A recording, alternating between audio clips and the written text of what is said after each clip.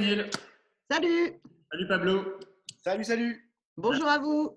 Merci d'avoir accepté notre invitation. Daniel, tu es conseillère de Paris, oratrice nationale de la France Insoumise. On va revenir sur les conséquences du plan de déconfinement à Paris, sur les mesures prises et annoncées aussi par la maire de Paris. Mais d'abord, un mot sur l'intervention du Premier ministre hier à l'Assemblée nationale. Tu l'as trouvé comment? On l'a reproché, on a beaucoup reproché au gouvernement son manque de clarté. Il y avait de la clarté hier, non? Oui, mais enfin, c'est l'ensemble de la démarche qui est complètement consternante parce que tu sens qu'ils prennent les choses complètement à l'envers.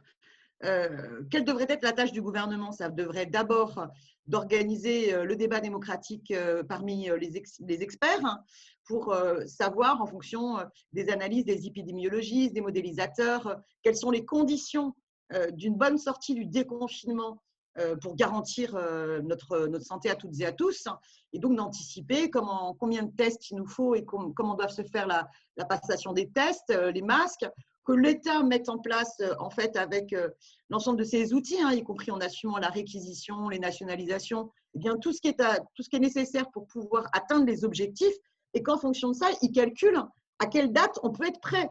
Or, au lieu de ça, on a l'impression qu'il y a Macron tout seul dans son coin qui a décidé, tiens, allez hop, ce sera le 11 mai, allez l'État, les services, débrouillez-vous, et ensuite, ils sont en train de gérer la pénurie. Et finalement, l'exposé du Premier ministre, c'est ça. Il prend plein de parapluies parce qu'il se rend compte que ça va être très compliqué. Donc, premier parapluie, oh là là, bon, finalement, c'est les familles qui décideront, ce sera sur leur responsabilité individuelle de savoir si c'est sérieux ou pas sérieux de mettre les enfants à l'école. Puis d'ailleurs, tu as vu, c'est l'école primaire, c'est plus le collège et le lycée. Donc, c'est vraiment que simplement pour permettre de garder les enfants et d'envoyer les parents au boulot pour satisfaire le MEDEF.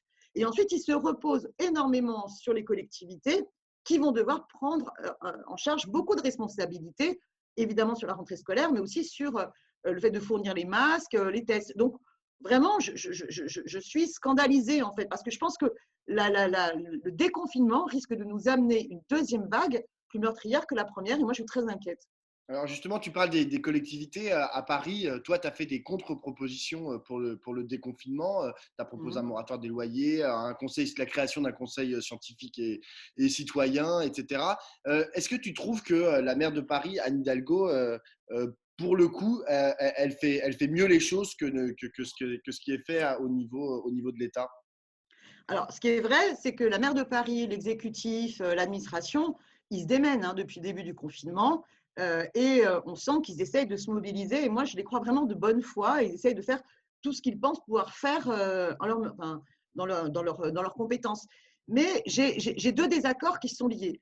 Le premier, c'est qu'ils n'assument pas leur rôle d'interpellation. Dès le début du confinement, ils auraient dû interpeller le gouvernement pour dire mais il nous faut la liste des activités économiques non essentielles. Si vous ne le faites pas, nous, on assume, on pose un arrêté pour interdire les activités professionnelles qui ne sont pas essentielles, pour respecter le confinement. Ils n'ont pas voulu mener ce bras de fer-là. Alors, pour moi, c'est extrêmement important. Ils ont préféré finalement rajouter sur le côté sécuritaire de la limitation des horaires du jogging, alors qu'on sait qu'à 19h à Paris, c'est la cata, vous ne baladez pas à 19h à Paris, parce que c'est là où tout le monde sort en même temps, donc c'est une aberration. Et même là, tu vois, on avait un conseil de Paris hier, qui durait qu'une matinée. Donc, c'était juste avant que le Premier ministre présente son plan de déconfinement. On avait un vœu qui nous était soumis au vote. Il n'y avait rien en termes d'interpellation du gouvernement. Or, c'était le moment ou jamais d'interpeller le gouvernement sur « mais attention, cette rentrée scolaire le 11 mai nous inquiète énormément. Plein de pays l'ont retardé à septembre. Nous estimons, que ça n'est pas responsable. » Ils auraient dû interpeller. On sait que les parents ne sont pas d'accord, les profs ne sont pas d'accord, le conseil scientifique n'est pas d'accord. Finalement, les médecins aussi pensent que c'est une aberration. Donc, leur rôle d'opposition, ils ne l'assument pas. Puis même après, sur le mode de fonctionnement, ils gèrent quand même pas mal en solo, y compris au Conseil de Paris, même s'ils font énormément de choses. Moi, je prends un sujet qui me préoccupe énormément, c'est la question des EHPAD et des aides à domicile. Attends, juste, on va revenir sur les EHPAD, mais quand même sur cette école. Ça veut dire quoi? Ça veut dire que tu dis qu'il faut consulter les conseils scientifiques, on connaît déjà son avis, mais il faut consulter davantage les parents d'élèves, mais ça veut dire que pour toi, l'une des propositions qui aurait dû être faite, c'est maintenir le confinement des enfants dès leur plus jeune âge dans les foyers? Ah, mais c'était d'assumer que, oui, que l'année scolaire était finie et qu'il fallait reporter la rentrée scolaire à septembre. Ce qui ne veut pas dire que tu ne fais rien, c'est-à-dire que Par exemple, tu prends la mesure à Paris et dans d'autres départements, ils l'ont fait, donc pourquoi pas Paris?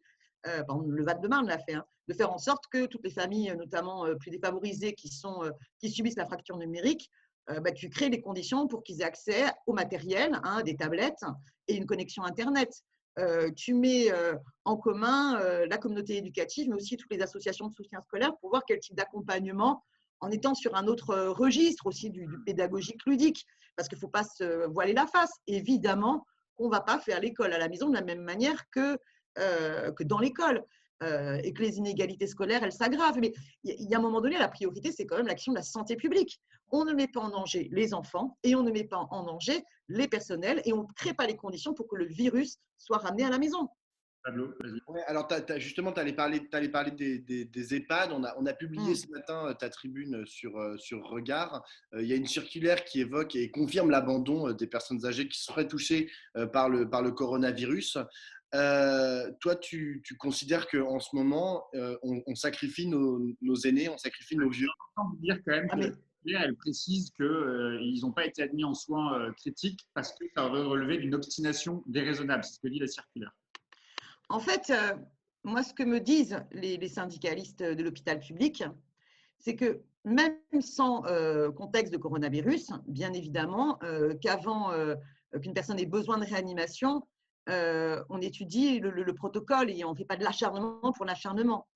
Mais hors coronavirus, il n'y a pas 100% des personnes de plus de 70 ans ou venant des EHPAD qui obtiennent un refus d'hospitalisation. Ce n'est pas vrai. En temps normal, les hôpitaux accueillent des personnes issues des EHPAD pour essayer de les soigner. Et oui, on se bat, c'est ça notre humanité, c'est de se battre pour permettre aux gens de gagner de la vie sans acharnement, mais parce qu'il y a des personnes qui s'en sortent. Donc, ce qui est possible en temps normal, il faut reconnaître qu'il y a quelque chose d'inhumain dans ce contexte où, du fait de l'austérité, du fait de la casse de l'hôpital public, du fait de la sursaturation des services de réanimation, eh bien, une terrible décision a dû être prise qui était, on est obligé de prioriser, de hiérarchiser, et donc on n'accueille pas des personnes qui cumulent à la fois un âge trop élevé et un certain nombre de pathologies. Et donc aujourd'hui, il n'y a aucun personnel des EHPAD reçu à l'hôpital public. C'est extrêmement grave. Ça prouve bien que là, il faut tout repenser autrement. Mais non seulement les droits aux soins en fait, des personnes des EHPAD ne sont pas reconnus en termes d'hospitalisation, mais dans les EHPAD, les moyens sont totalement insuffisants. Et il y a une opacité. Même la maire de Paris a reconnu quelque part à demi-mot hier la gravité dans les EHPAD, puisqu'elle a dit maintenant il va falloir repenser et que les EHPAD ne soient pas simplement du CASVP, du Comité d'action sociale de la ville de Paris, ne soient pas gérés uniquement centralement par le CASVP, mais aussi par les mairies d'arrondissement. Donc elle reconnaît par son expérience qu'il y a une opacité encore plus forte dans les EHPAD ou tout aussi forte dans les EHPAD privés. Mais si on avait par exemple, si on incitait les familles des résidents à se constituer en association, si on crée un conseil au niveau de Paris, dans chaque arrondissement, des personnes, des familles du troisième âge dépendant, c'est-à-dire qu'on ait des représentants des familles, pour ceux qui sont en EHPAD, mais aussi ceux qui bénéficient d'aide à domicile, et qu'on ait des représentants des syndicats, on aurait été alerté dès le début de la situation catastrophique dans les EHPAD. Or, qu'est-ce qui s'est passé dès le début? Et ce que raconte le témoignage de Madame Boulanger, que je relate dans votre tribune, qui est une fille d'une résidente d'un EHPAD privé du 9e, elle dit en fait, ils avaient des cas dès le mois de février dans cet EHPAD, mais ils ont demandé, la hiérarchie de l'établissement a demandé au personnel de surtout pas porter le masque pour ne pas effrayer, pour ne pas semer la panique parmi les résidents, parmi les salariés. Donc, ça veut dire que le premier réflexe a été non pas la santé publique, mais l'omerta. C'est une honte absolue. Et moi, il y a un truc qu'on ne parle pas. Vous avez vu comme moi ce rapport qui dit qu'il y aurait 9000 décès à domicile qui ne sont pas comptabilisés nationalement. Ça veut dire qu'à Paris, c'est presque la moitié, hein, en région Île-de-France, hein, quand vous regardez les chiffres nationaux. Et dedans, il doit y en avoir beaucoup qui sont des personnes âgées qui étaient suivies par des aides à domicile, qui n'étaient pas reconnues aides à domicile par le gouvernement comme prioritaires pour avoir accès au masque. Là, il y a un scandale parce que c'est les petites gens qu'on envoie faire ce boulot d'aide à domicile, s'occuper de nos aînés. Il y a un sujet qu'on aborde assez peu, mais parce qu'on oublie qu'à Paris, il y a aussi des quartiers populaires. On sait qu'il y a une partie de la population qui est en train de basculer, voire qui a basculé dans la misère, dans la faim pendant cette période de confinement. La maire de Paris a proposé des tickets qui seront directement par la CAF, sans doute, je crois, aux familles les plus démunies. Il faut aller plus loin, d'après toi? Comment? Il faut aller plus loin. Oui. Alors, il y a eu des premières mesures mises en place par la mairie de Paris, la maire de Paris, qui sont bien. Par exemple, toutes les familles qui ont des enfants à la cantine, forcément, du jour au lendemain, puisque la cantine, elle est calculée en fonction de tes revenus. Quand tu peux avoir un repas entre 15 centimes et 1 euro, puis du jour au lendemain, c'est toi qui dois financer les repas de tes enfants, tu vois la différence sur ton pouvoir d'achat. Donc, elle a mis en place des aides via la CAF et qui vont être envoyées automatiquement. Donc, ça, c'est des aides importantes parce que ça peut être jusqu'à 150 euros. Maintenant, 150 euros, moi, je sais, j'ai 2 enfants, 150 euros, je ne tiens pas le moins pour leur donner à manger le midi. Bon. Donc, il faut aller plus loin. Je pense que la ville, elle a un levier. Elle est majoritaire chez les bailleurs sociaux, chez les 3 gros bailleurs sociaux. Plus de 90% des logements sociaux à Paris sont gérés par ces 3 bailleurs sociaux. Mais il faut prendre exemple sur Berlin, Lisbonne, Barcelone, et se dire il faut non seulement un moratoire sur les loyers, mais il ne s'agit pas simplement de dire pendant les mois de confinement ou les mois de la crise qui fait que vous n'avez plus de revenus, par exemple, imaginons 3 mois, vous ne payez pas le loyer et on étalera vos loyers sur les 6 prochains mois. Non, il faut aussi qu'immédiatement on se dise votre dû, on va le recalculer et on va faire la soustraction. Vous avez perdu tant de revenus, eh bien, on va soustraire d'autant sur vos loyers et donc permettre pour un certain nombre de personnes la gratuité des loyers. C'est ça qui est urgent parce qu'on a une situation de bascule dans la précarité et même, je t'assure que la fin, elle arrive dans le 93 et elle arrive aussi dans un certain nombre de micro-quartiers de Paris. Alors, on a une dernière question, Daniel, sur ce qui préoccupe pas beaucoup les gens en ce moment, ni les Français, ni les Parisiens d'ailleurs, sur les élections municipales. Alors, on t'a pas reçu depuis le premier tour. Toi, tu souhaites que le premier tour soit rejoué? Alors franchement, d'abord, oui, ça n'est pas la préoccupation immédiate des Parisiennes et des Parisiens, parce qu'on est d'abord là, comment est-ce qu'on va résister à cette épidémie et qu'est-ce que ça nous parle vraiment sur l'effondrement du monde dans lequel nous sommes, quoi. Parce que c'est quand même toute la logique libérale qui nous met d'autant plus vulnérables par rapport à ce virus. Sur les élections, bon, il faudrait quand même reconnaître que ce premier tour était une folie. Je veux dire, Madame Buzyn, ancienne ministre, candidate à la mairie de Paris, quand elle déclare qu'elle savait dès le mois de janvier que c'était la cata et qu'elle avait alerté pour que ces élections n'aient pas lieu et elle a accepté finalement qu'elles soient maintenues et que nous, militants, nous, candidats, nous, assesseurs, présidents de bureau de vote, eh bien, on a été des vecteurs de contamination terrible de cette maladie. Et moi, je ne leur pardonne pas, ça, c'est inacceptable. Quand vous voyez les injonctions contradictoires, allez voter, restez chez vous. Je me rends compte que la vidéo de sensibilisation qu'on voit tous les jours à la télé sur le coronavirus, sur les gestes barrières, a été tournée, filmée avant le premier tour. Donc, comment ces dirigeants sont capables de préparer le confinement et de maintenir ce premier tour criminel finalement? Et forcément, le taux d'abstention montre bien que ce premier tour n'a aucun sens. Maintenant, la priorité, ce n'est pas celle-là. Mais quand je vois les uns et les autres qui se battent pour se dire « Ah, il faut absolument que le deuxième tour, il ait lieu en juin, non qu'il ait lieu en septembre. » Bon, par ailleurs, je leur dis juste, on va peut-être respecter un petit peu le Conseil d'État, qui a dit qu'entre le premier et le deuxième tour, il y avait quand même un délai maximum à respecter, sinon ça n'a plus aucun sens. Mais je pense que face à la gravité de la crise que nous traversons, Macron lui-même reconnaît que son programme sur lequel il a été élu n'est pas opérationnel pour répondre à la crise. Donc moi, s'il y avait des élections organisées dans les prochains mois, pour moi, face à la crise, les plus importantes, c'est une dissolution de l'Assemblée nationale et donc des élections législatives, parce que c'est la question de la grande bifurcation écologique et sociale qui s'impose à nous, et pas l'échelon municipal qui doit intervenir après, si tu veux mon avis d'ensemble.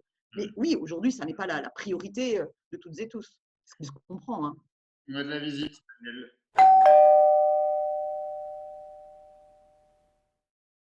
Bonjour. Salut Raphaël. Salut Raphaël. Salut tout le monde. Salut.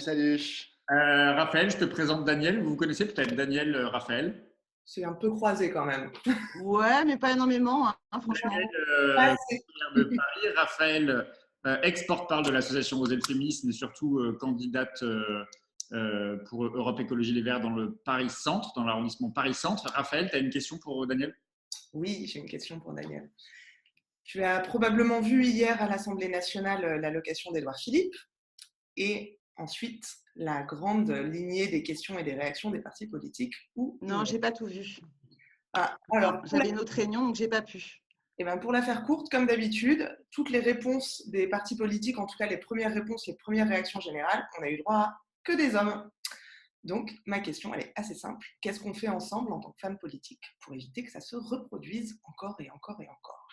C'est vrai qu'il y a eu une succession d'interventions masculines sont vraiment assez hallucinantes. Ouais, ben écoute, c'est toujours une bataille pour qu'à chaque fois, il y ait bien la parité homme-femme, avec aussi que l'ordre ne soit pas toujours l'homme d'abord.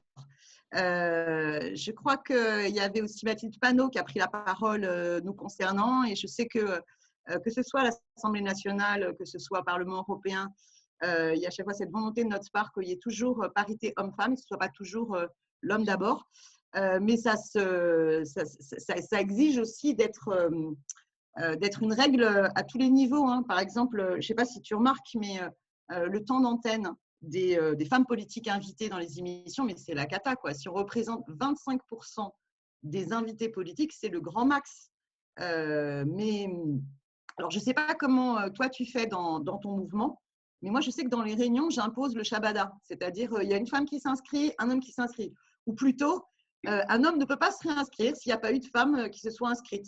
Et c'est important, je veux dire, mais c'est valable pour tout. Si jamais on sort des petites vidéos pour valoriser des choses, ben, on doit penser la parité. Sinon, ben, tant pis, on arrête de diffuser ces vidéos. C'est-à-dire, cette règle-là, il faut se l'imposer à tout niveau. Parce que dès que tu perds 5 minutes la vigilance, eh bien, la domination patriarcale, de manière insidieuse, elle se remet d'emblée, quelles que soient les grandes déclarations féministes des mouvements politiques, quoi.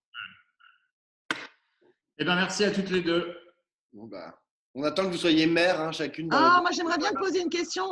Raphaël, Oui. Je sais que sur les JO, tu es d'accord avec moi et que tu voudrais qu'il y ait un vrai référendum et une vraie volonté pour arrêter ces JO. Tu ne trouves pas que là, le débat, on va pouvoir le relancer? Parce que franchement, faut revenir aux activités essentielles et à la hiérarchie des événements, et que la crise du coronavirus nous révèle à quel point il faut faire une bifurcation écologique. Et moi, je souhaite vraiment qu'on remette sur la table le sujet de l'annulation des Jeux Olympiques de Paris 2024. Je compte sur toi, hein, parce qu'il y a besoin de débat là-dessus dans ton parti. On n'a jamais retiré le sujet de la table, mais en effet, on est d'accord, il va falloir le revoir très sérieusement, à la fois à cause des problématiques de contamination et simplement parce que c'est une aberration. Les enjeux écologiques, c'est une aberration. On vous proposera un débat quand on sera sorti pour déconfiner aussi le débat démocratique qui est quand même assez verrouillé en ce moment. Merci à toutes les deux. Merci. Merci à vous. Ciao.